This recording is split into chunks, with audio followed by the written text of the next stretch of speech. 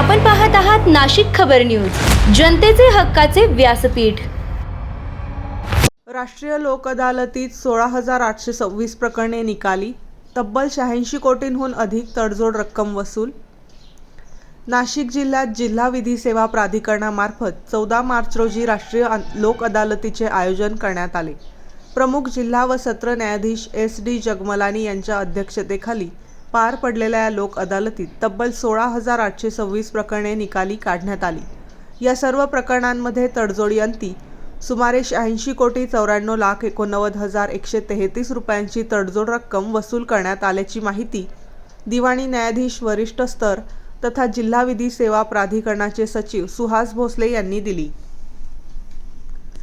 या राष्ट्रीय लोक अदालतीसाठी जिल्ह्यात 55 पॅनलवर एकूण 32,975 प्रलंबित आणि 80,267 दाखलपूर्व प्रकरणे ठेवण्यात आली होती। त्यापैकी 4,159 प्रलंबित आणि 12,667 दाखलपूर्व प्रकरणे एकाच दिवशी निकाली काढण्यात आली। लोक अदालतीत अनेक मोटार अपघात प्रकरणांमध्येही तडजोड करण्यात आली। एका प्रकरणात अपघातात मृत्यू झालेल्या संतोष जाधव यांच्या वारसांना 73 लाख रुपयांची नुकसान भरपाई देण्यात आली। दुसऱ्या प्रकरणात पोलीस कॉन्स्टेबल मधुकर लक्ष्मण खुळे यांच्या अपघाती मृत्यूनंतर त्यांच्या कुटुंबियांना 46,50,000 रुपयांची भरपाई मिळाली। तसेच सागर संपत कासार यांच्या अपघात प्रकरणात 42,30,000 रुपयांची तडजोड करण्यात आली। निफाड येथील लष्करी जवान योगेश सुखदेव शिंदे यांच्या अपघाती मृत्यू प्रकरणी त्यांच्या कुटुंबियांना 1,20,00,000 रुपयांची नुकसान भरपाई देण्याचा निर्णय लोक अदालतीत घेण्यात आला। तर अक्षय सुपेकर यांच्या अपघात प्रकरणात 94 लाख रुपयांची भरपाई देण्यात आली।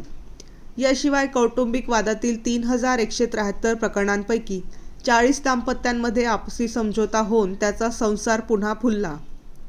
राष्ट्रीय लोक अदालतीत परक्राम्य संलेख अधिनियम कलम 138 अंतर्गत 1,141 प्रकरणे, मोटार अपघाताची 273 प्रकरणे, कामगार विषयक 6 प्रकरणे, कौटुंबिक वादातील 40 प्रकरणे, फौजदारी तडजोड पात्र 225 प्रकरणे आणि इतर 15,141 प्रकरणे अशी एकूण 16,826 प्रकरणे निकाली काढण्यात आली।